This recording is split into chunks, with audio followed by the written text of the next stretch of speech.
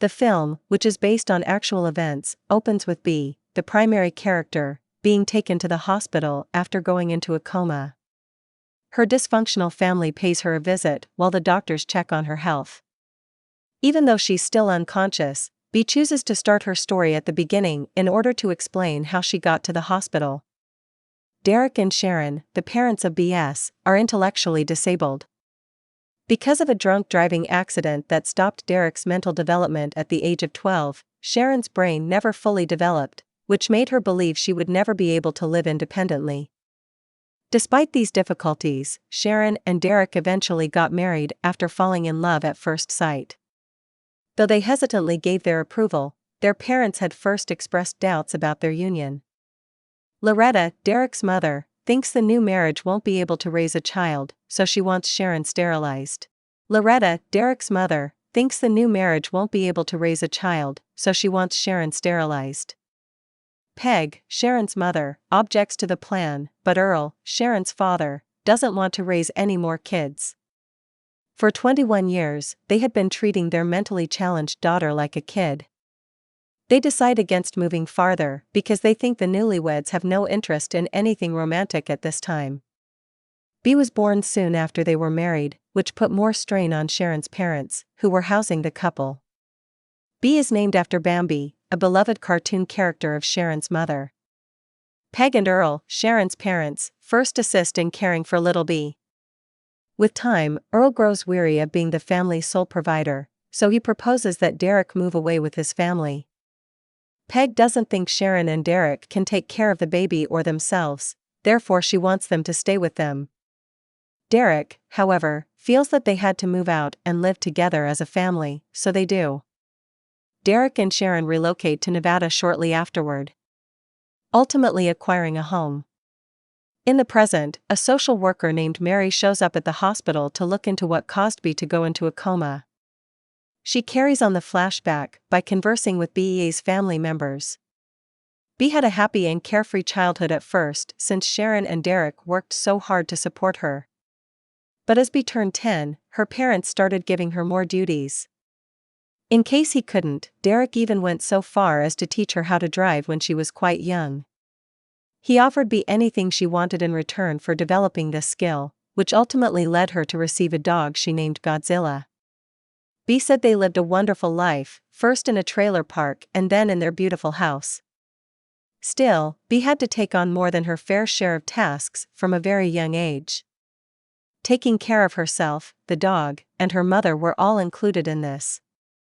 B tells her father, during a driving lesson, that her classmates were calling them retards. Understandably, Derek is upset that his daughter must deal with that and the unfair criticism they receive from others, but he reassures her that they are unique. Their dog, Godzilla, escapes one day when Sharon unintentionally leaves the door open.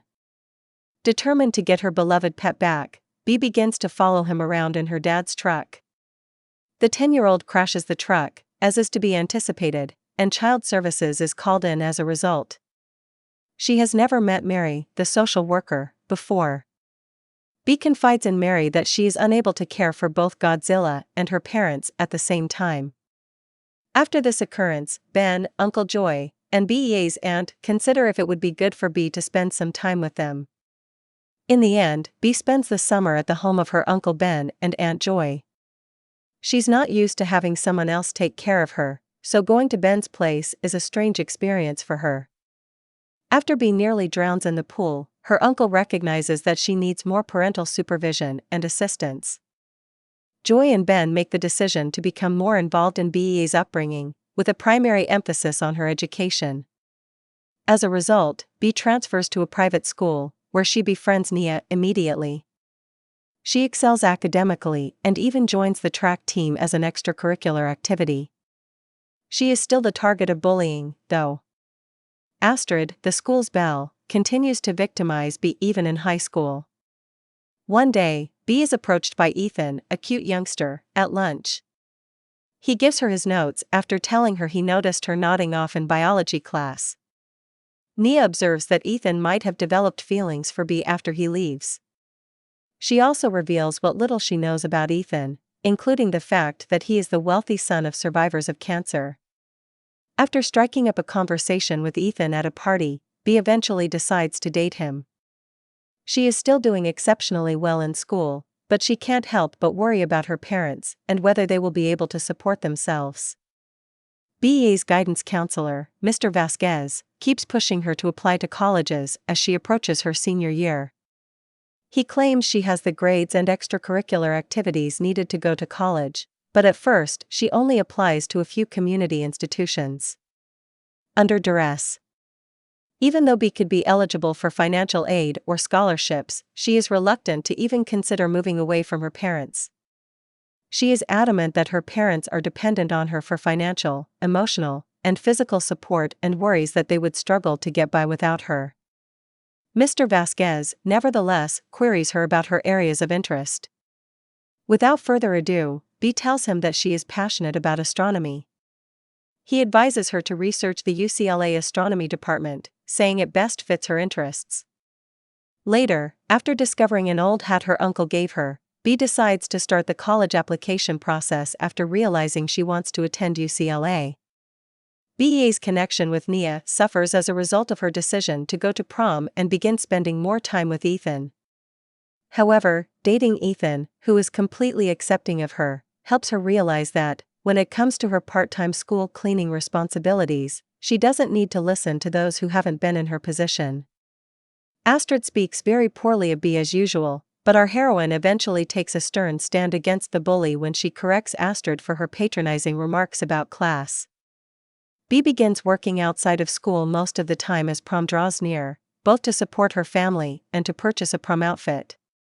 She starts by setting aside a modest sum of money from each paycheck in order to satisfy both her obligations and her desires, which includes visiting Disneyland. When she has enough money saved, she goes clothes shopping with Nia. Nia seemed to be really unhappy with B for not spending more time with her these days. After an argument breaks out between the two girls, Nia leaves B alone at the store.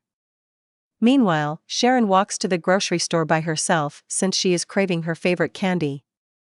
She is then persuaded to purchase them alcohol by a group of kids.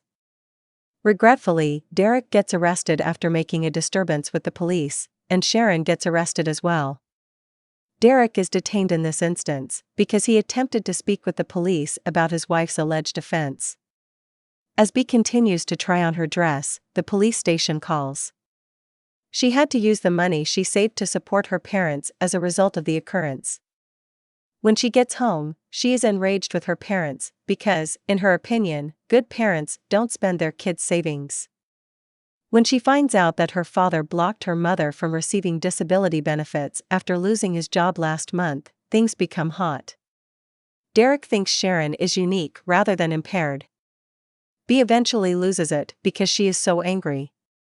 She informs her father that her mother is retarded and that the term special is just used to describe her in order to absolve themselves of responsibility for her condition. Derek eventually loses his cool and hits B, who has since developed a strong dislike for her parents.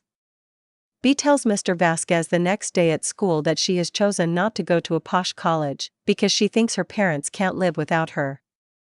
She chooses to skip school after taking Ethan home after their talk. B tells him about her worries and how she feels obligated to look after her parents. Ethan points out that her parents got by just fine when she was a baby, and that if she went to college, they probably would too. He thinks she's clinging to them so she won't have to deal with reality. B disagrees, going so far as to say that if his cancer came back, she could have to take care of him. It makes sense that Ethan takes offense at this and ends their relationship. B is able to make amends with her closest friend in spite of her inner distress. After they agreed not to go to prom, Nia was unhappy with B for choosing to go. She visits Nia's home and offers her condolences. B offers that they hang together, but Nia has a prom date coming up, so B urges her to go, even though B cancelled the prom because Ethan broke up with her. After assisting Nia with her prom preparation, B goes back home to help Nia deal with life's obstacles. B makes the decision to take charge of her situation and sells raffle tickets for the school in the hopes of winning a vacation to Las Vegas and Disneyland. She ends up downing a bottle of whiskey due to her overwhelming loneliness before going out to sell the tickets while drunk. As she goes to sell the tickets, Andy, a college-age brother of one of her classmates, offers to give her a ride. She agrees, but after Andy abuses her sexually, things get ugly. Andy's friend Damien, who is driving the van, doesn't seem to mind that Bea feels uneasy and wants to get out of the car. He doesn't stop until Bea tries to leap from the moving car.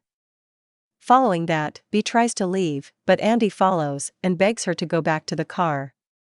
When he begins tugging her arm, Bea pukes and then slips, falling and smacking her head on the floor. When the males realize she's unconscious, they speed away, dropping her off outside the hospital. After a while, Bea comes to and says how much she loves her parents and her entire family. Bea asks the social worker Mary if her family is the strangest she has ever seen, to which Mary responds that they aren't. Mary has completed her review. Ethan visits Bea later that evening, expresses regret, and they make up. Bea gradually gets better and is eventually released from the hospital. She succeeds in graduating from high school with Nia and the rest of her class during her last year. Bea chooses to have an open discussion with her father, despite her first reluctance to apply to colleges, because of her obligations. Derek tells her that he wants her to move on with her life, just like any other father would. This gives Bea the confidence to apply to and get accepted into the college of her dreams. Even her grandparents choose to rejoice over Bea's accomplishments, having been suffering for their children's circumstances. Her entire family attends the celebration on graduation day. In a touching scene that closes the film, Bea's parents pick her up for college. Sharon and Derek, who are now employed as Lyft drivers, joyfully perform a song about Bea attending UCLA. In the heartwarming credits scene, her mother, wearing a UCLA beanie, even breaks the good news to a Lyft customer. Real family images and an update that Bea is currently in her third year at UCLA are shown as the film comes to a close.